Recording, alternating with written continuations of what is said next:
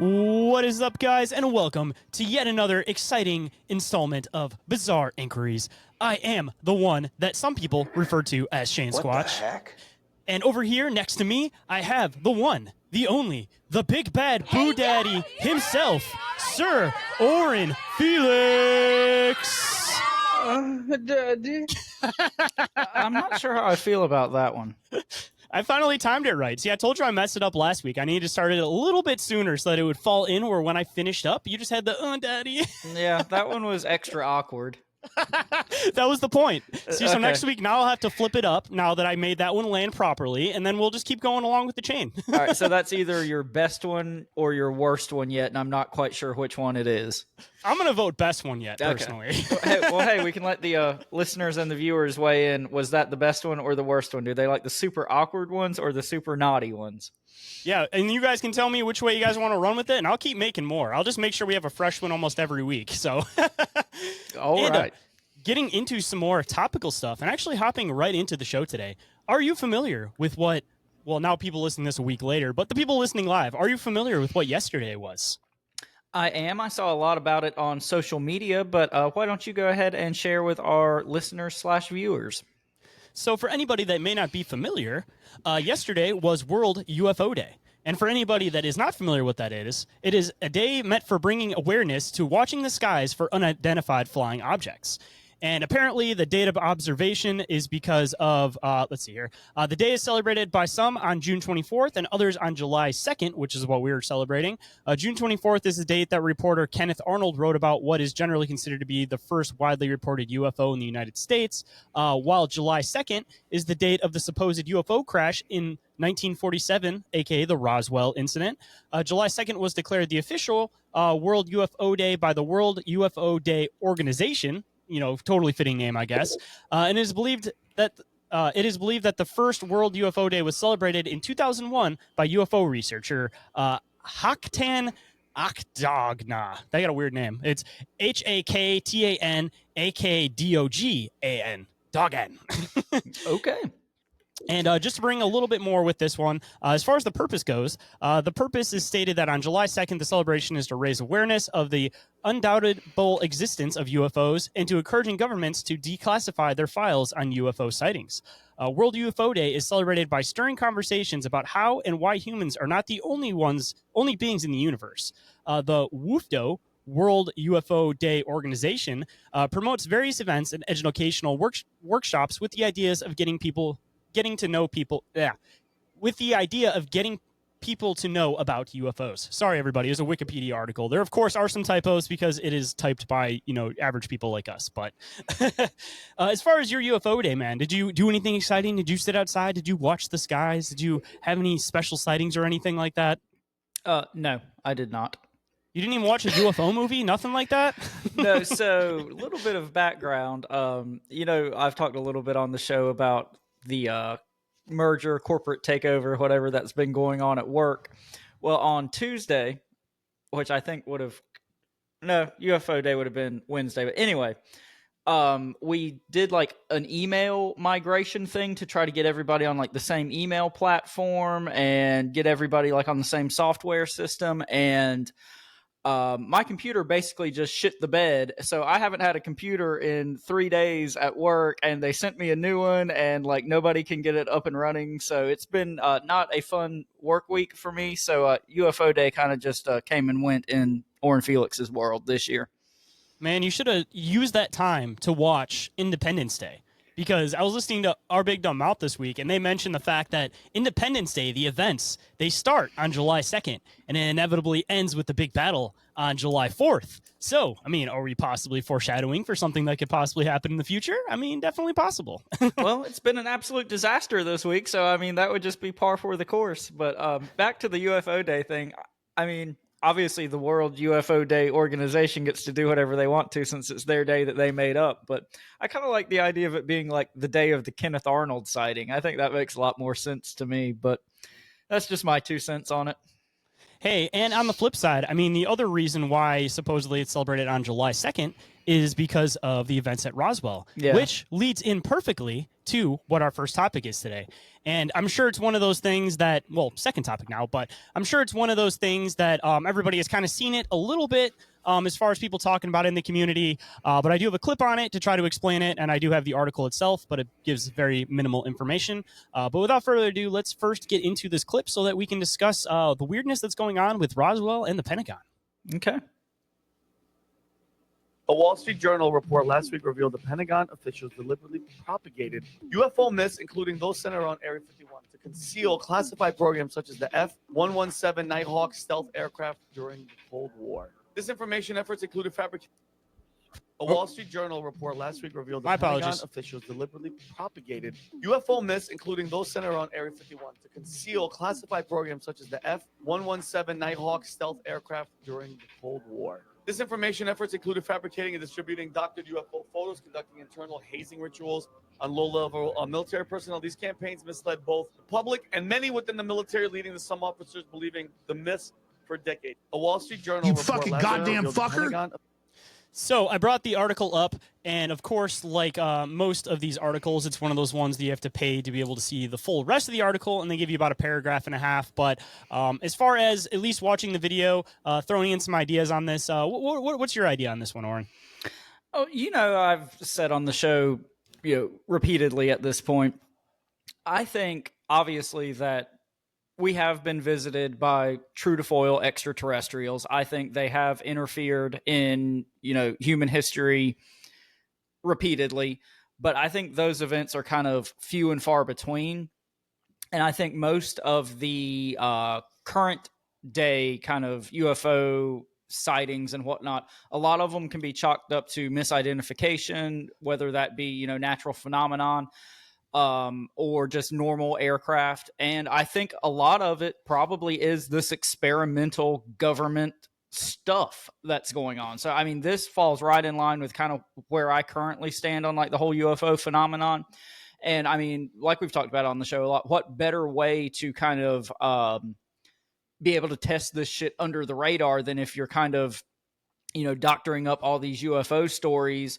And now with, the whole disclosure stuff going on, it just kind of makes you wonder, like, what are they really doing here? And what is this a smokescreen for? So, yeah, not to ramble on too much, but I think this is absolutely par for the course. And I'm kind of with it 100%, honestly. See, I could go multiple ways on this. Of course, everybody that's been listening to Bizarre Encounters for a while knows that I somewhat recently did that episode talking about these connections with the possible human intervention when it comes to the whole UFO abduction phenomenon. So I definitely bring that into it being a huge portion of the phenomenon, that whether there's something that happens and they fly under the radar and they kind of use it as an opportunity to test things or even to be able to experiment on people. So I don't put that out of the line of question. But on the other flip side, the Roswell events, I could see why that would be the one that they would blow up to try to make a facade for multiple things. But like I said, there's a couple different ways I can go with this one. Either one, the weird part to me is if you are admitting that you have some type of advanced aircraft, this almost kind of seems like you're almost like giving away your cards before you're intending to do it. Like that part of it doesn't make sense to me. It's either one, if you're showing that this happened in the past, then obviously other governments now know that you have stuff that's significantly more advanced than that. So, I mean, the possibility is either one, you're trying to be like, oh, look how tough we are without actually having to do anything. Or on the flip side, you're trying to pretend like this was actually you so that people have a fear of you. But on the flip side of that, you do that. Everybody thinks you're way more advanced than you actually are. And then you start the race for everybody else. So it's like, if you don't actually have this technology, then everybody else is now going to be racing to try to catch up to where you are supposedly with this advancement in technology. And on the other flip side, talking about the whole thing with like whistleblowers and disclosure, I mean, I was kind of wondering if this is partially a smokescreen for that, because obviously there's been this back and forth between these secret organizations and, Congress trying to get information out on this stuff. So, most of the people that come up and they start talking about this stuff are like whistleblowers, that they have kind of like scattered information on things. So if you create something like this, where you say that, oh, we literally spent years hazing people, making them think this stuff was real, putting fake stuff out here, are you trying to make it so that you can essentially discourage any whistleblower in the future unless they have something solid to show in front of you? And even if they do, I mean, you could definitely flip that and say, oh, that's a piece of our technology. So like, are they using this as an opportunity to try to shut down the ability for whistleblowers to get out information that they don't want out yet, because now it's just another way that it seems like they might be able to control the narrative on this stuff. But I know everybody keeps talking about the possibility of them, like, you know, saying, oh yeah, this is our advanced technology. But like I said, I think that's going to start a whole race. So that doesn't seem like a logical psyop to try to do, to me at least. Well, I mean, I guess it could be one of those situations where all the, you know, kind of more advanced nations, everybody knows they've got this stuff. You know, I mean, it could be that we're not in as much of a competition with this advanced technology as they would want us to believe, number one. But number two, what my kind of rebuttal to everything you said would be, not rebuttal, that's not the right word, just another point is, you know, more than one thing can be true at one time. And I think this is a perfect situation to kind of highlight what we talk about on the show as well, where with these kind of weird UFO flaps or creature sightings or basically anything bizarre, even we talked about on our recent Spring Hill Jack episode. But, you know, when these weird things happen, the first, you know, few initial whatever reports or sightings of something could be a legitimate paranormal, weird, alien, whatever thing.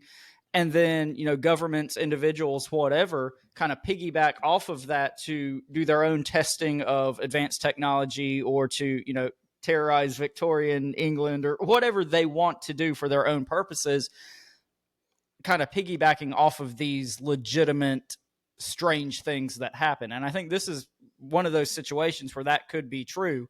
I mean, what better opportunity than once there is like a legitimate UFO sighting to go and test these advanced aircrafts, and it kind of just flies under the radar. And I'm sure a lot of this stuff that's coming up now is, you know, I'm sure there's enough smoke that there is legitimate fire to it. And I'm sure a lot of it is just, you know, them hazing people and kind of making fun of, you know, the weirdos who believe this stuff. So, yeah, I mean, I kind of rambled on there a little bit, but I think this is one of those situations where more than one thing can be true at one time. And I think, you know, it would be kind of narrow-minded for us to think that there's only one answer to a mystery this big, you know? I mean, it could definitely bring some validity to the whole aspect of Jack Parsons, for example, supposedly having some interference as far as Roswell goes. Like, maybe it's possible that this was partially his technology. Mm-hmm. And I mean, getting into the whole like controlled narrative thing, you know, everybody, obviously the main focal points when it comes to this stuff for anybody that's just getting into it is like Roswell and Area 51. So obviously for everybody that's been deep, you kind of get the idea that maybe there was something happening at Area 51, but now it's mainly just like a facade that everybody's looking over here while stuff's going on over there. I mean, Roswell could essentially be the same thing. I mean, either one, you know, it was some type of alien technology and they're just trying to control the narrative on it and just say that it was us the whole time and be able to keep everybody's focal point over here. Or, I mean, even the other possibility, and this could definitely go both ways, when it comes to like releasing information and starting to disclose information, you know, it seems like it's usually like that 70-year rule or so. And of course, there's usually small extensions on that. But for the most part, before documents have to start coming out, it's usually around 70 years. And Roswell is about 77 years ago now. So either one, are they trying to control the narrative on it so that if documents start to come out, people just don't even care to look at it? Or on the flip side, are they releasing this information on their own so that if these documents come out and people start looking into them, they don't start saying like, oh, why have you been hiding this from us forever? Like they can at least say that, oh, we admitted to it before the documents came out. Yeah, I mean, again, plausible deniability, but I kind of feel like Roswell to me has a high probability of being like a legitimate extraterrestrial event just for the fact that, you know, how many people that were involved in Roswell and the aftermath went on to like just miraculously create this technology or be involved in these, you know, burgeoning technological fields. Like, what are some of, like, the guy who created fiber optic cable is like somehow connected to Roswell, and like the person who created like Teflon that like bulletproof vests are made out of, I think like that guy has some connection to Roswell. So all that being said, I feel like Roswell probably is one of the more legitimate sightings that we have out there. But I mean, at the same time, any piece of information that we're seeing, especially nowadays. I mean, back in, the 40s, it's one thing, but like any news story we're seeing now is a controlled narrative that we're supposed, quote unquote, to be seeing, Just to throw out a ridiculous theory, because, you got to have fun with it at least a little bit. Talking about the whole like portals, time rift thing. This is going to sound really, really weird, but what if back in the day, they're looking at this as like a UFO event, like, holy shit, something just came out of the sky and it fucking crashed. But now having a different perspective on shit, like, what if this is something we're messing with like recent technology that, we get into this whole idea about opening up rifts and like wormholes and stargates. Like, what if this was a recent thing, that it was our technology from like the year 2022 that we accidentally fucking went through like a stargate, it got destroyed in the past. So that was forever something that existed in the past. And then around 2022, they're just like, yeah, this was us. I mean, that kind of falls right in line with like the whole ultra terrestrial time traveler, theory on what extraterrestrials and UFOs are. So, I mean, it's kind of wild when you say it on surface level, but it's like Philadelphia it's not experiment, except it got destroyed. Yeah, exactly. It's not like those are theories that aren't, beating around in the UFO community. So, I mean, I think it's just as likely as anything else, honestly. And I guess before we move on to the next one, because I don't want to beat this one too much, because like I said, I know people have been talking about it for the past month or so, but I wanted to be able to throw in our ideas on it more than just kind of in the background of the show. But do you have any other ideas or thoughts on this one before we move on to the next topic, man? No, I think I'm good on this one, man. Perfect. All right, so the next topic is from Orin. So however you want to present it, man, I'll pass it over to you. All right, so like I said prior to filming, I do have a video that I included, but that's kind of an additional supplemental thing. We'll address that at the end if you want to and if we have time. But anyway, I know that you, like myself, Shane, are a big fan of Hunter S. Thompson. And I got actually one of the books right here. Well, I have one in my hand. We're book. going to address it. But so I recently reread Fear and Loathing in Las Vegas. This was like the third time I'd read it. Fantastic book, by the way, for anybody that's seen the movie and hasn't read the book. You're missing out on a lot of fucking awesome details. Like they do just in the movie, but they leave out a lot of portions. So if you loved Fear and Loathing, got to go read that book. Well, and that's why we're going to even better than the movie. Read from the book. But anyway, I hadn't read it in many years. It's probably been like 8 or 10 years since I read it. And there's a passage in here that didn't mean anything to me the last time I read it, and it kind of fucking floored me this time. So I'm excited for this because I just reread this book about 2 months ago, and I think I know probably the exact know what part you're talking about. Because I heard that and I was just like, what? Yep. So for anybody out there that doesn't know, Fear and Loathing in Las Vegas is a book that was written in 1971. It was written by Hunter S. Thompson, who was like this writer / journalist. He was a prominent figure in like the 60s counterculture movement. He wrote a whole lot for like Rolling Stone and magazines of the day, but he's obviously best known for this book. And most people are probably familiar with him, or at least like the image of him, because of the 1998 movie with Johnny Depp. So I'm going to read just the synopsis of the book from the back cover, and I've got the 50th anniversary edition here. Fun fact I want to throw in real quick, too, for anybody that's watched the movie. If you want some additional interesting stuff to dive into, look up Oscar Zeta Acosta, because Dr. Gonzo, that's, throughout the movie, that they never actually mention his name. There's a whole long backstory to it that maybe we can get into on a future episode on why the name's not featured, but it's actually Oscar Zeta Acosta, and he has a crazy story, just as crazy as Hunter S. Thompson's, that connects in with one of the other great Hunter S. Thompson movies, Where the Buffaloes Roam. Yes, actually, I like that movie better than the Johnny Depp Fear and Loathing. But fucking Bill Murray is like, I mean, Johnny Depp plays a pretty damn good Hunter S. Thompson, but like Bill Murray has the personality. Like they hung out anyways. Like it was perfect. Yeah. Like I wish there was more with Bill Murray playing Hunter S. Thompson, man. Well, like not as many people know about that movie, but I think, I've read a lot of Hunter S. Thompson, and I think it's like a more accurate depiction personally. But anyway, I'm going to read the just a little fun fact too. I actually have that movie. Oh, nice. And it was very hard to find, but I have it. Yeah, I want to hear it. Oh, you're going to visit? Hear it. Okay. I can't wait to hear All right. Yeah. So Jenny, I hadn't told her what we were talking about with this, so she is sitting on the couch right now. But anyway. Old co-host filling in like the old days. Absolutely. All right, so I'm going to read the kind of synopsis on the back of the book before we jump in, just for people who might not be familiar. All right, first published in Rolling Stone magazine in 1971, this cult classic of gonzo journalism is the best chronicle of drug-soaked, addle-brained, rollicking good times ever committed to the printed page. It is also the tale of a long weekend road trip that has gone down in the annals of American pop culture as one of the strangest journeys ever undertaken. The writer's account of an assignment he undertook with his attorney, which you were just talking about, to visit Las Vegas and, quote, check it out. The book stands as the final word on the highs and lows of the 1960s, one of the defining works of our time, and a stylistic and journalistic tour de force. All right, so jumping in, the passage I'm going to read is from part 2 of the book. It's chapter 5 and page 130 in my edition. Again, just the current 50th anniversary edition that they're selling. Just a little background. At this point in the book, Raoul Duke, which is the kind of Hunter S. Thompson stand-in character, he gets back to their hotel room, and his attorney, Dr. Gonzo, who you were just talking about, is already there with an underage girl.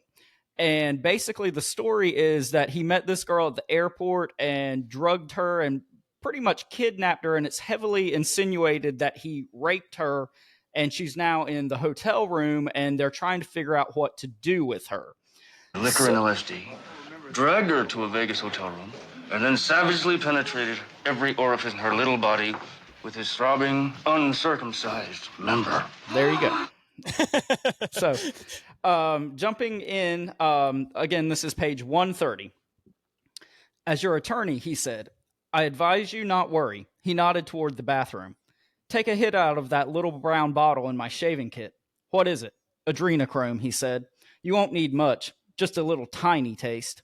I got the bottle and dipped the head of a paper match into it. That's about right, he said. That stuff makes pure mescaline seem like ginger beer. You'll go completely crazy if you take too much. I licked the end of the match. Where'd you get this? I asked. You can't buy it. Never mind, he said. It's absolutely pure. I shook my head sadly. Jesus, what kind of monster client have you picked up this time? There's only one source for this stuff. He nodded. The adrenal glands from a living human body, I said. It's no good if you get it from a corpse. I know, he replied.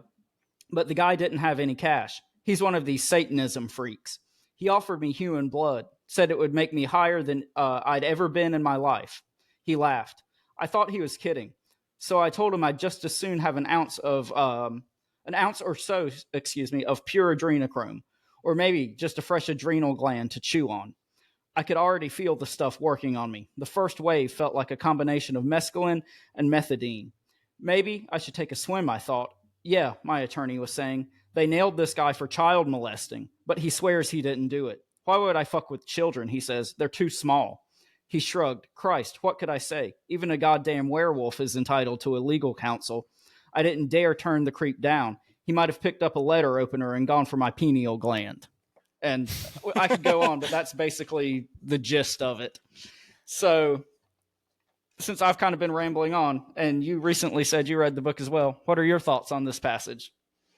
Dude, it's one of those things that Hunter S. Thompson, I mean, everybody kind of has their ideas on him, but, you know, there's like a lot of conspiracies that kind of wrap around with him. And he was always about this like true freedom movement and trying to bring awareness to what was going on behind the scenes. So I always took this as Hunter S. Thompson trying to bring awareness to adrenochrome without giving up too much, because he seems like he was, with all the people he was hanging out with, like he was too involved in it to be able to just come out and be like, these motherfuckers are doing this shit and taking adrenochrome. Yeah. He had to kind of play it in with his already perceived persona to be able to try to play it off. Like he's been known as like the psychedelic drug guy. So he tries to like interpret it through that by still giving out the information. Cause he was, you know, for as much of like a drug head as everybody thought he was, like he was a fantastic writer and very strategic with his words and the way that he presented and said things. So I think that the way he said it was exactly how he intended to say it, but it seems like he's trying not to give out too much information, but also just trying to make people aware of it. Because if I'm not mistaken, I think this is one of the first references to adrenochrome in the Hollywood scene of things. through the movie and through the book. I believe it's like one of the first main references of adrenochrome. Yeah, and I'm basically with you 100%. I mean, the book was written in 1971. That's a long time ago at this point. So all these people that are talking about, nowadays, it's just a conspiracy theory and only, New World Order fearing nut jobs think this thing is real. Well, no, they're writing about it in a book from 1971. So, I mean, I think you're absolutely correct. I think this is kind of his way of disclosing this real thing that was going on even back then. And like you said, with him, being a journalist for Rolling Stone and prominently involved in like the, drug hippie counterculture movement, it makes sense that he would cross paths with a lot of people who probably, were into this sort of thing. So yeah, I mean, I think you're absolutely correct. This is his way of bringing awareness to something that in 1971 he thought was a problem. So, I mean, how much worse theoretically could this be now, And I mean, just to bring in some other connections, as I mentioned with Oscar Zeta Acosta, and we could probably do a whole episode going into his whole backstory or even talking about the conspiracy based around his death, but just diving into some of the connections with him. I mean, he was also a prevalent activist in California. His whole thing was that he spoke up for the Latinos and all of like the Spanish and Mexican people and everything like that. He was obviously like very active. Being an activist was a lot different back then. Like they were like violent. They try to get their points across. So he got involved in a lot of like weird stuff all on his own. And part of the weird conspiracy around his death was that he supposedly got involved with some people in South America. They were, drug muling drugs back and forth and everything. And part of the whole mystery around his death was that there's a lot of people that believe that the CIA took out Oscar Zeta Acosta. So connecting with that Oscar Zeta Acosta definitely has some type of connections with people at the CIA are interested in him. And also diving into the type of people that are into adrenochrome, connecting in with government officials, the CIA, all of this type of shit. I mean, part of the conspiracy around it, part of the reason why the CIA may have taken out Oscar Zeta Acosta may have been because maybe he had some connections to adrenochrome and maybe he was talking too much, giving it out to people, because he was, from the interpretations that I've got, he was definitely like a loudmouth type of individual. So, I mean, it's there. Like, they're connected. They're being watched. So it's like had to be strategic about the way he moved. And on the flip side, maybe Oscar Zeta Acosta wasn't that strategic. Maybe he was trying to get some of this information out, and the CIA inevitably just took him out and made it look like he was this criminal mastermind, which that may not have even been the case. Because as we see, the narratives get flipped on a lot of things. And Hunter S. Thompson, throughout his life, they had a whole fallout after this book came out. That's the reason why his name isn't mentioned in it. So he disappeared for a while, and then he came back, and then that's where the Buffalo Roams kind of takes place. So it's like he's been bouncing back and forth. The connections are there, man. Like, I don't know, man. I feel like the adrenochrome could have played a part in, like I said, the whole possible CIA taking out Oscar Zeta Acosta in the first place. Yeah, and again, it's been probably 8 or 10 years since I had last read this book, and I didn't realize, I guess maybe it's just looking at it with older eyes or, modern day eyes, but as much of a wild man as like the Hunter S. Thompson character is portrayed as in this book, like Oscar is crazy. Like there's some things that are just like insane to read back now. And yes, I'm sure this is not 100% what they did, what happened. I'm sure it's everything, embellished and turned up to 11, but Oscar Zeta Acosta's wife did just leave him, and he lost his family before the events happened. So, I mean, this guy was already he was already planning on basically offing himself, and he ended up going on this adventure with Hunter S. Thompson. So, I mean, he was already full board going fucking ham regardless, because he didn't care about his life at this point. That's why, there's probably the whole thing with Lucy is because this guy really didn't give a shit what happened to him tomorrow. Yeah, but what I was going to say is, he's presented in such a bad light in this book that that leads me to believe that there's some credence to it. Like, why would you present somebody in that negative, basically drugging and raping this underage girl? I don't know.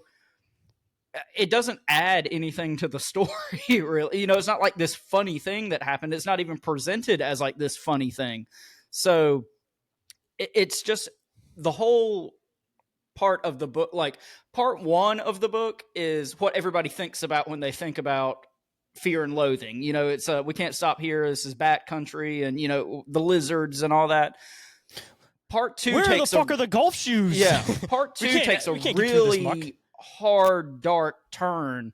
And this is pretty early on in part two. So, I mean, this whole encounter, I feel like, is too oddly specific for it not to be largely based in fact. And I will have to point out the fact that, as you mentioned, the book got kind of dark after this point, and this was obviously Oscar Zeta Acosta disappeared for a while, and then he came back, and he obviously had this adrenochrome, and he had this younger girl. You know, reading between the lines, maybe there's a connection with that. Maybe the reason he had the little girl in the first place was because he was getting involved in this group, and they were trying to see if he was capable of extracting adrenochrome from her, possibly. Because the continuation past that is that, you know, Hunter S. Thompson basically points out, like, what's your plan here? What are you planning on doing? He's like, are we just going to open up this door? And it was during a police convention where they were talking about drugs and everything. So he makes a reference saying, what, are we just going to open up the door and let all these taboo motherfuckers just go to town on her, and then we can eventually just walk out and it's not our responsibility anymore? And Oscar's like, no, we can't do that to her. We can't do that to her. We can't do that to her. So he obviously feels remorse for this. So they end up dropping her off at a bus station. They try to end up getting her back home. And then soon after that, that's when Oscar disappears again. So again, reading between the lines, like, could that little girl have been also a connection with this adrenochrome idea? He wasn't able to do it. So then he knew these people are going to come after him. So he disappeared again. Well, if I'm not mistaken, like, the book presents, you know, the first part is where they're like covering the Mint 400 or whatever, the motorcycle race, and the second part is when they're at the drug convention. It presents it as like one long trip in the book, but if I'm not mistaken, it was two separate trips in real life. I'm not sure the time period between the two trips, but yeah, in light of that, it makes a lot of sense that, you know, the first half is much more lighthearted and, you know, we're just having this drug romp in Las Vegas, and then the second part gets real fucking dark and real fucking weird because Oscar probably got into some weird shit between, you know, the real time when part one happened and when part two happened. I mean, dude, I don't know. I feel like there's probably a lot more stuff in Hunter S. Thompson books if you really start like looking into it. Like, I know he has some more like obscure books, so I'm kind of curious, like, if you might be able to find more details. Like, I'm almost kind of tempted to go back over like, I don't think it's actually called Where the Buffaloes Roam for the book itself, but that whole story, because I think that was just like multiple short stories he wrote and eventually got put together. But yeah, I kind of want to dive back through that and see if we end up finding any other connections to this stuff, because I feel like the whole adrenochrome aspect is probably connected to Oscar more than it is Gonzo. So even diving into some of his books, because I know that he wrote a book directly after Fear and Loathing came out, so there might even be some details in Oscar's book that didn't end up becoming very popular. Talking about this whole like adrenochrome thing, because right after the book again is when he disappeared, went on to South America. So I mean, maybe he knew that there were some details in the book that people are going to come after him for. I mean, yeah, and as involved as Hunter was with like the whole political spectrum and everything, no, it just makes perfect sense. And like you said, obviously this passage meant nothing to me the last time I read it, and this time it like just fucking floored me. So yeah, it would definitely be interesting to go back and read some other stuff of his and see what else might be hidden in there. So I'm kind of curious if there's also maybe some more stuff in Fear and Loathing on the Campaign Trail, because that's the one that comes after, and see, that's the book where he actually gets he gets a meeting with Nixon, and he's told he can only ask him football questions. Yeah, so he's like sitting in the car just asking Nixon football questions. But the whole book is basically him following like, you know, politicians as they're going around the campaign trail. So I mean, there might even be some little finite details within that book too, especially since it came right after Fear and Loathing. Well, and there's one, I used to have it. I, you know, got rid of a lot of books not so long ago, and I got rid of this one. But there's one book, you know, he's got like several collections, like the Gonzo Papers, Volume 1, 2, 3, whatever. And one of them, I believe, if I'm not mistaken, one of the later ones, he like was following Bill Clinton on the campaign trail at some point. So that would probably be like fucking wild to go back and read that one at this point. But yeah, this might have to be something we readdress in future episodes. Like Hunter S. Thompson talks about or whistleblows conspiracy theories. How about that? Dude, I want to see if he makes any references to like pizza or anything like that in the one where he's going after Clinton or following Clinton around. Like, now that we know the terminology, dude, I want to just read over that and see if there's any of this like frazzle drip, pizza, like any of those terminologies in that book, dude. Because that's some shit that reading it back in the day, you would have just passed right over it. Absolutely. But now with more information, like I feel like Hunter S. Thompson was a smart enough writer that he may have left stuff that wasn't intended to be found until after his death. Yeah, and like he was very meticulous with his words. Like everything was basically just stream of consciousness, very little editing. So whatever he said is like what probably actually fucking happened, you know? So And he just tried to play it off like he was making up stories, but it's just because he didn't want to get arrested for all the crazy shit he was doing. Again, plausible deniability. That's the theme of today's show. This is a semi-autobiographical, and for all you listeners and not viewers, I'm doing so many finger quotation marks right now. But yeah. So anyway, it was Duke, not me. It's not about Hunter. It's about Duke. Yeah, exactly. But no, I've rambled on long enough about this. I think I don't feel like we need to watch the video. It's just a YouTube video of the scene in the book or in the scene in the movie that we read about in the book. The book gives a lot more information. So, I mean, maybe we can link that, but it's like a 4 or 5 minute clip. And I think we kind of hit all the high notes. So, I mean, we can watch it if you want to, but I don't feel it's 100% necessary. No, I'll just throw it in the show description. If anybody wants to go and check it out, it is available down there. You guys can go and check it out. If you haven't seen the whole movie, I recommend watching the whole movie. So definitely do that, because every time anybody asks me my favorite movie, that's usually what I end up telling them. So I definitely recommend the whole movie. But if you guys just want to see that clip, go and check it out. Check it out in the show description. And moving on to the next topic, my friends. All right, so for this one, I couldn't find a good, solid video that fully explained the concept that I was trying to explain here. So I got a small news article on it. I have another short news article on it. Altogether, they're about a minute and a half. And then I have the actual website on this. But I guess I will present this and then get your thoughts on it, and then we will kind of go from there. All right, sounds good.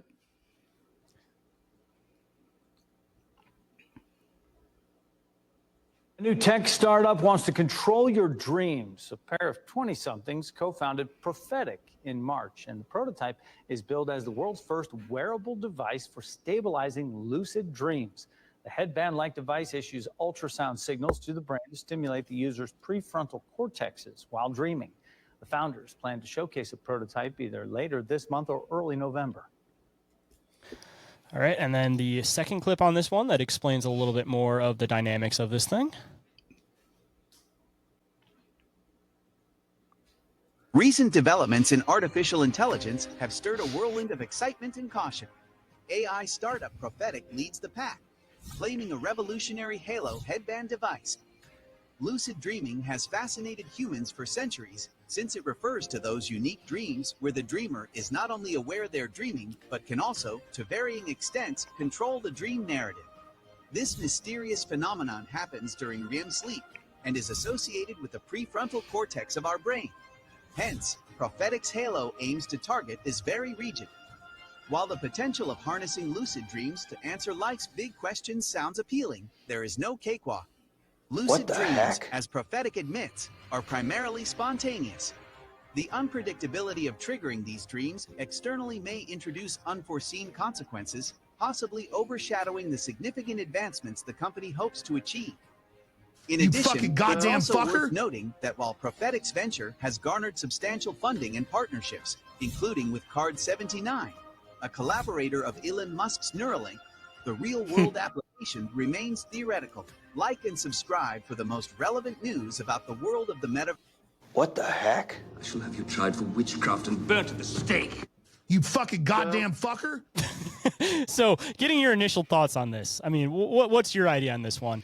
And I do have the website up, so we can actually look at the actual website as we're talking about this. So I'll bring that up as you throw your ideas. First off, I mean, if they're in bed with Elon and Neuralink, what could possibly go wrong?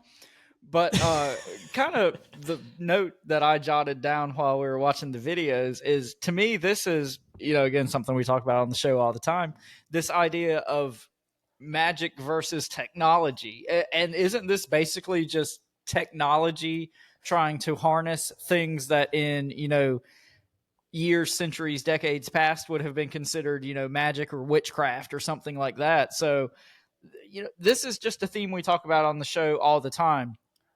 A lot of the shit we're quote unquote discovering now, we're not discovering, we're rediscovering, and we're just looking at things through a technological lens rather than the lens of gods or magic or witchcraft or whatever else you want to put on it. But that was my initial gut reaction to this, is we're just fucking, playing God with technology here. I mean, my biggest thing with this one is, okay, so you can stimulate these astral experiences, but on the other flip side, what other experiences might you be able to stimulate? Such as, would you be able to put dreams into people's heads? Would you be able to put subconscious thoughts into people's heads? Can they beam shit into your head with? I mean, the Neuralink connection doesn't make me feel any better about that. So, have you? Were you a fan of Futurama when it was running back in the day? No, not at all. No. Okay, so there's an episode of Futurama where Fry goes to sleep, and in his dreams, he keeps dreaming about this underwear, and he's just like, what the hell? What the hell? So he wakes up, and he's just like, I keep having dreams about this underwear. This is so weird. And everybody in the future's like, yeah, they do advertisements in our dreams. Like, you didn't know that? He's just like, what do you mean they do advertisements in our dreams? Like, that ideally would be my biggest fear on this thing, would be just subconscious advertising. Shit, because isn't that best even case beyond the scenario malicious shit in this, if they're just trying to get you to buy underwear, I mean, that seems like the way less nefarious route that they're going to go with this. And if we know anything about, these people in power, they're going to go the nefarious route. I mean, even that is nefarious all on its own, because you talk about this whole idea about, the whole idea of modern slavery, and it's a matter of being like a debt slave. So if you're literally telling people, oh yeah, we can stimulate your astral dreams, you can get more spiritual, blah, blah, blah, blah, blah. And then in the background of this, you're running like, oh yeah, worry about your house, worry about this, worry about that, worry about this, worry about that.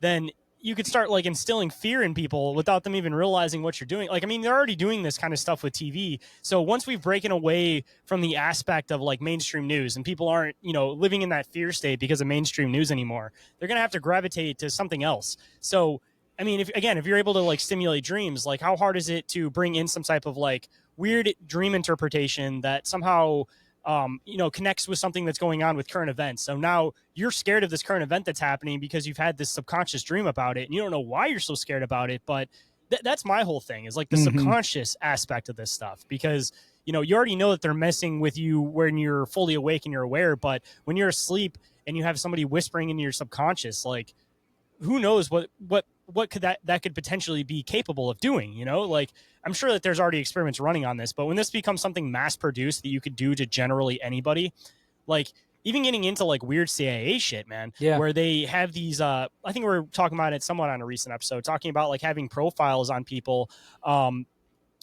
they have a profile on the type of things you look up on the internet, the type of things that you're into. They notice that, you look up this weird thing. So they're trying to have this event that happens. So they start using this thing to try to like lay down some base information so that they have more of these like sleeper agents without them being aware that they're sleeper agents. Cause, I always talk about this idea that the whole concept of sleeper agents that people has is that, they take this military guy, they start playing these flashing screens in front of them. Like they start messing with his mind when they have them in their hands. But what happens when you have the ability to wake up a sleeper agent that was never an agent, and you've trained them subconsciously through dreams, and now you have no real connection to them, because it's really easy to delete an electronic trail, especially if you're the government. So, I mean, like I said, all the malicious possibilities, like for as cool as the technology is getting, for as entertaining as it would be to try some of this stuff out, I feel like all it takes is one time and then they got you. So it's like, just, you have to be aware of this shit and the other possibilities that this could go into, and just technology in general, man. Like, it's only a matter of time before people figure out how to hack things. That's why most advancements happen with technology. So like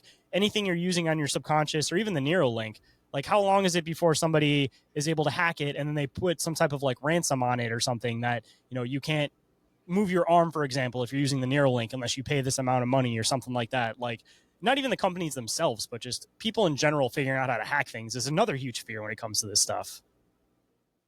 Yeah, I mean, it's a tale as old as time at this point. People are going to just gung-ho jump on board with all this stuff because they think it's cool, or, makes their lives better or more convenient or easier, without really analyzing the true cost and possible repercussions of all this sort of thing. I mean, just something as simple as, oh, my Apple Watch will tell me how I slept last night. Like, motherfucker, were you sleepy when you woke up? Do you not know how you slept last night? Oh, well, it tells me the weather outside. Look out the damn window. Like, all of this is presented as these things that make your life easier and better. But, at the end of the day, like you said, best case scenario, this is all data mining, and worst case scenario, it's way fucking more nefarious than that. I mean, something as simple as, I can't say it because I'm sitting out in the living room, but like the robot lady that we have that lives in our house that we can give commands to, like, damn well that motherfucker's listening to you. And but it's so great. We can just ask it to play any song. Yeah, but now Jeff Bezos knows everything about us, and now Amazon's selling groceries for super cheap, so now Jeff Bezos is controlling our food supply. So what can possibly go wrong? I mean, even with this whole thing too, just like the matter of let me try to figure out how I'm trying to describe this exactly. Like the matter of crap. Hop back in for a second. I had a really good idea. I'm just trying to like replace what I was just thinking. You want me to just? Yeah. What was the end of the last thing that you were saying? Because it'll spark it back up in my about mind. like this technology presented as things that make our life easier, but people don't kind of think about the possible drawbacks or the nefarious possibilities with a lot of this stuff.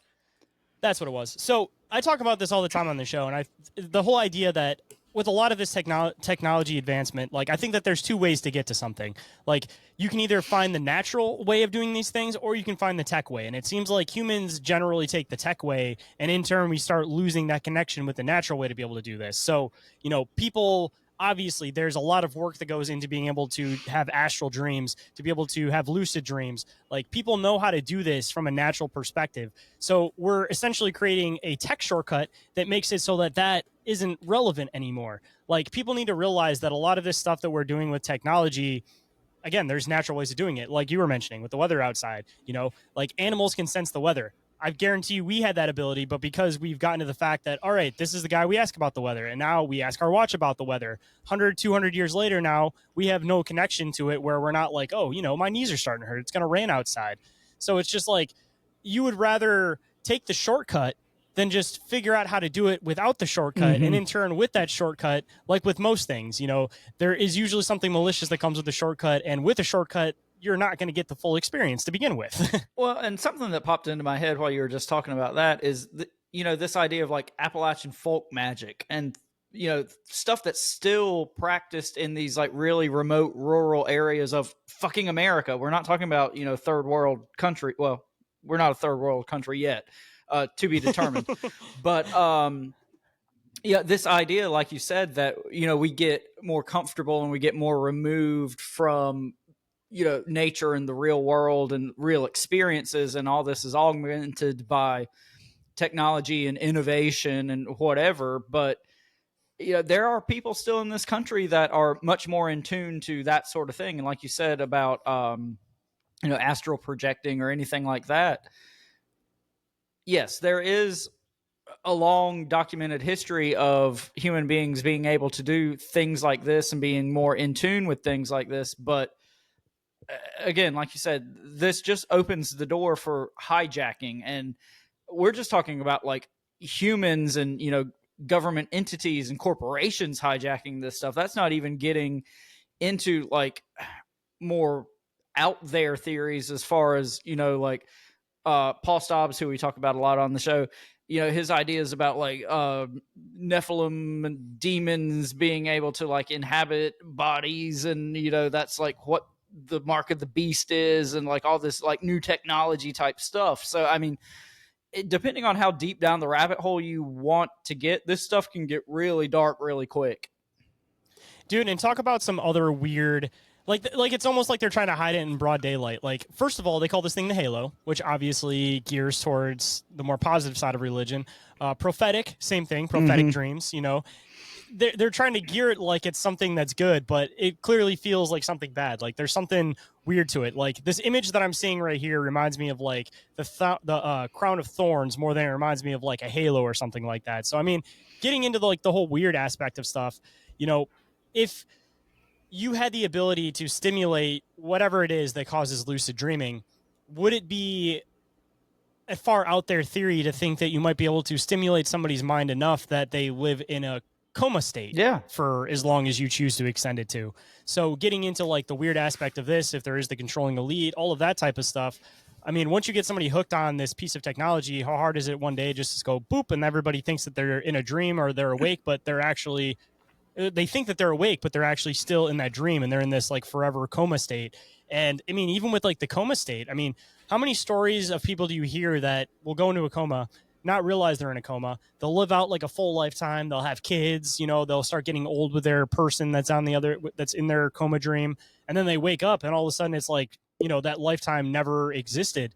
I mean, that was like my whole thing that I was afraid of with like VR headsets and like the technology advancing on that is how long is it till we inevitably get to this point where, you know, we're able to stimulate our minds enough that we are living in this other reality and it gets to a point where we're not even aware of the fact that we're living in another reality anymore. Like I was saying, like they just kicked this thing up one day and you think that you just took the, you know, the halo off in the morning, but you never actually woke up that day and you never do ever again. Yeah, I actually, it's kind of funny you're talking about all this. It's probably been a couple days ago now.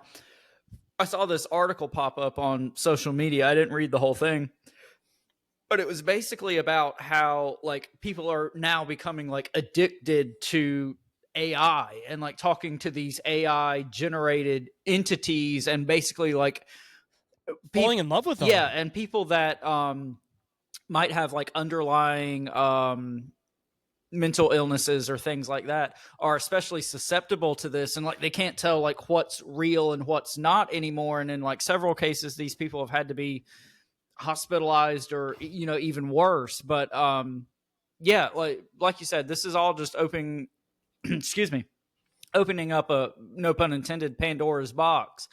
And I think the bottom line on all this, and I'm going to be humorous, but I'm not really joking, in honor of the new Jurassic Park movie, which we are going to go see tomorrow. In the words of the prophet Ian Malcolm, these people are so worried about whether they can do this shit, they forget to stop and ask if they should. And I think this is like a perfect example for that. Yeah, it's kind of cool on the surface, and there might be some, you know, fun you could have with this, but man, the possible drawbacks seem like it far outweighs the possible benefits. But that's just kind of where I fall on it. I mean, even people doing it to themselves, theoretically, that's even something that we haven't even thrown that idea at. You know, these people that are essentially like falling in love with artificial intelligence to the point where they're like emotionally connected and dependent on these things.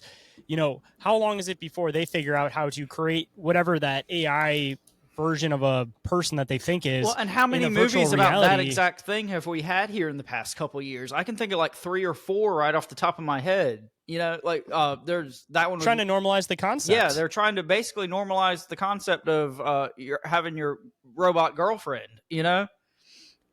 And it's one of those things that it's never going to be what you think it is. Like, they did a perfect episode of Black Mirror about it, talking about this whole, this girlfriend, or this girl has her boyfriend die. And so she takes, you know, the AI version of him, like the algorithm, all of that stuff from all of his posts and everything, and creates this, like, artificial version of him that she can interact with. But she realizes that, you know, it's not him. It doesn't have that essence. It doesn't have that thing. So it's like, you know, you could say, you know, you're depressed because your significant other passed away. So you try to create this virtual version of your significant other, and you feel like that's more rational than just creating this AI girl that you fall in love with because it's somebody that you actually know. But you get so in depth with this that you obviously have this emotional dependent connection to them. And again, you create this your own virtual reality, like a house that you could live in with this AI version. Like, there's going to be people that will never take that mask off again because they never want to leave their fake reality. Like, that's, again, something people don't think about is people literally doing this to themselves, because we're getting to that point as a society. And, you know, going into the whole thing we talked about recently with like the Universe 25 experiment, you know, we're getting to a point where it's like, there's too much going on. There's not enough people filling the roles. You know, people don't feel connections with other people. You know, girls aren't necessarily interested in the guys like they used to be. Guys aren't necessarily interested in the girls like they used to be. So rather than going into that fear of rejection, all of this type of stuff, you know, there's a huge portion of society that would rather create this artificial person that they can interact with and know what the inevitable outcome will be, that this person won't ever leave them, that they can control the interactions, all this stuff. And they're always going to pick that world that they can control over the real world that they have no control over. Yeah. And at the end of the day, you know, life fucking sucks. The world is tough. It's not a fun place. And so, like, I mean, I can totally see why a lot of, to quote the prophet David Chappelle, people with brittle ass spirits would like just jump whole hog on this thing, you know? So yeah, it's Dr. Ian Malcolm playing with fire. It's, you know, finding your dad's gun, whatever metaphor you want to put on it. The probability that this is going to go off the rails is pretty high and seems to outweigh the possible benefits to me. But, you know, technology progress is inevitable. We're going to end up here at some point. We've been making movies about how robots are going to take over the world for 100 years now, and now we're just like fucking chatting with them on Instagram and shit, and nobody sees, well, only weirdos like us see problems with it. But anyway, say most people think that you know, the way around it is you have to converge with the AI, you know, create like a cyborg race, but you know, that's still going to create a superiority complex where the people that chose not to become a cyborg are still going to get looked down upon by the people that became cyborg. So no matter what, you're inevitably going to end up with a hierarchy. There's either going to be cyborgs and humans, or there's going to be robots / AI and humans, and there's always going to be a hierarchy. That's so just it's how just the like world one of those works. technologies. You know, it always has, always will, and we're just changing the particulars at this point. Yep. And I guess leading into the last story, we left that one on a little bit of a down note. I was going to say, this has been a pretty dark episode. I mean, we've talked about all that, you know, end of humanity robot shit and like child raping and adrenochrome. Let's talk about something a little more lighthearted. I got a really funny news story for you guys. So just bringing up the headline right here. Man barges into Fort Myers home while family eats dinner. Claims he's a ghost. Okay. So of course this happened in fucking Florida. Of course. We should just do a Florida aspect of the show, because obviously the Florida Man competition, we got this Florida one. Most of our comedy stuff comes from Florida at this point. So diving into this article, the McAllisons were sitting down for supper when all of a sudden a random guy came barging in the front door. You know, he only had a bathing suit, no shoes or anything else, said Brian McAllison. He was at the table with his two teenage daughters when they heard what they thought was knocking at the door.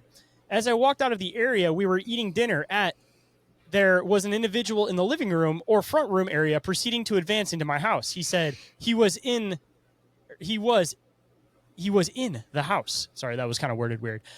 Surprised at what he was seeing, McAllison said that the encounter became even stranger once the man opened his mouth. He started to tell me that he was a ghost and that I shouldn't be able to see him. He was shocked that I could see him. He thought he was walking around and that nobody could see him. Brian, barely able to believe what he was seeing, tried to get the man back out of the front door he came in. I could tell his behavior was not normal, McAllison said. Who knows what this person may do if they had the chance to think. After causing the scene inside, this guy, who claims his name is Kevin, came running outside to where a crew was cutting down a tree. He hopped up on one of the trucks and locked himself inside. He said he doesn't have a home and he's going to make this truck his home, said McAllison. At this point, the man barged inside a house, thinking he's a ghost, and now barricaded himself outside of a truck belonging to tree trimmers. I think that's all wild, McAllison said. It took some coasting, but the trimmers were able to get the man out of the truck, where he ran away, still wearing nothing but his bathing suit. He was definitely on something. McAllison called Lee County Sheriff Office and filed a report. He now wants deputies to find the man, but not to press charges. Hopefully we can find this individual and get him some help that he needs. And, I have a possible solution to this. I think I know who this guy was. I don't think he was actually Kevin. I think he may have been... And his name is John C. My boy. Can't see me. Are you sure about that? Are you sure about that? You can't see him. I'm assuming that the swim trunks had to have been camo, because you just need another layer of protection there. Well, he said the time is now. So... I love the fact that he ran out of this house after saying that he was a ghost and ended up going into another truck and saying that this was his home. Just to throw in some weird possible theories on this man. What if this guy was one of the missing 411 cases and he thought that he was a ghost because he was living in this other realm or this astral realm? Then all of a sudden reality snapped back and he's like, oh shit, I'm in this guy's front room. I was supposed to be a fucking ghost. Well, I guess I technically can't disprove that theory. My theory, though, is just meth is one hell of a drug.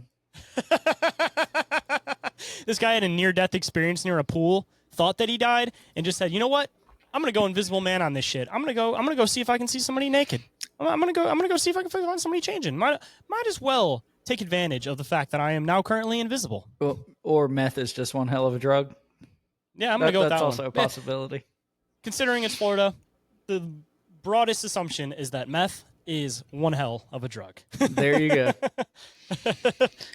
And his name is John C. Time is up. Time is now. The time is up. Can't see me. Can't fucking see me. And with that, I guess, kind of starting to wrap up the end of the show. We, of course, had to leave you guys on a high note with some comedy at the very end. I'm going to try to incorporate that, as I've said on previous episodes, into every single episode. And that was a last-minute one, man, because I had all of these other stories. I had the UFO Day one. I had the Halo Headband one. And I was just like, fuck, I don't have a comedy story. So I'm listening to Dave and Chuck the Freak on the way to work this morning, and I heard this guy thought he was a ghost. And I'm like, fuck yeah, what not a perfect story. Well, hey, if you're ever like here at the 11th hour and can't find a funny story, it sounds like you just Google like Florida man stories and you'll be able to find something. So I'm just going to look up local news in Florida, and I guarantee you I'll find something right at the top of the page. I probably wouldn't even have to scroll far. It'll probably be like the main headline up at the top of any local Florida I'm sure news this station. was the front page news in Fort Myers or wherever this was. So Oh, yeah, definitely, dude. It makes it great. Especially the fact that they still haven't caught the guy. I looked it up because this just happened a couple days ago. They have not found this fucking guy. Local meth addict still at large. Fucking Kevin, man. Goddamn Kevin. Fucking Kevin. What the heck? All right. So on that note, you guys, our next episode of Bizarre Inquiries is going to be Thursday, August the 7th. It's going to be roughly 7:15 Eastern time on the Open Minds Media YouTube channel. And so you guys be sure to submit questions or articles or videos or anything that you guys want us to inquire about. And also join in to the chat if you guys want to. And if you guys want to contact us or submit any questions or anything for that next episode of Bizarre Inquiries, you guys can contact us through email, through either show. So you guys can contact us at bizarreencounters@outlook.com, or you guys can also email us at inquiriesofourrealitypodcast@outlook.com, or you guys can always get a hold of us on social media, wherever you guys happen to find us, or you guys can always call or text the hotline, and that number is 313-364-1551. And you guys be sure to follow us on all the social medias. We've got the YouTubes. We've got the Instagrams. That's where we're most active. We've got TikToks. What else? We got the Patreon. Discord, TikTok, Facebook, all that fun stuff. Yeah, so you guys... We're across social media, except X. Yeah, do all the internet things. Y'all know how the internet works. And if you guys want to possibly support us, you guys can always go and check out our Patreon, as you mentioned. A lot of new tier updates recently for anybody that hasn't caught that. Try to simplify it a bit. Instead of having multiple tiers, now you guys just have early access and ad-free, and then the other tier is full access, so a little bit more simplified. And talking about a topic that we had today, on the merch store, I actually have a shirt that is supposed to be a parody of Hunter S. Thompson in Fear and Loathing in Las Vegas that says, "This is Squatch Country," and it has Hunter S. Thompson as Sasquatch, and it has Oscar Zeta Acosta as Mothman. So if you guys enjoyed us talking about Fear and Loathing, and you guys also enjoy cryptids, you guys could also go and check out our merch store and check out that awesome design that I thought was clever, but apparently other people have not thought was so clever. Well, now it's even more clever that we've discovered these connections to conspiracy. Yeah, we just have to do an episode on Bizarre Encounters, and then it's totally relevant. There you go. And all you guys out there, as of time of recording, this is July the 3rd. So tomorrow is July 4th. You guys have a great holiday weekend, and we'll see y'all next week, I suppose. Stay safe, and don't blow your hands off, guys. And instead of staying bizarre this week, just stay safe. If you're going to do meth, don't go into families' living rooms in your swim trunks. And if you do, make sure you're actually invisible. Yeah.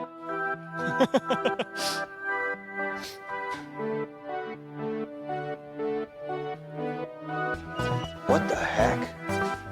You fucking goddamn fucker! Are you sure about that? What the heck?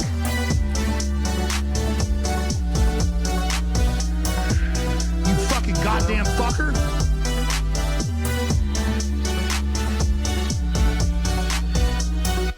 We can't stop here. This is meth country.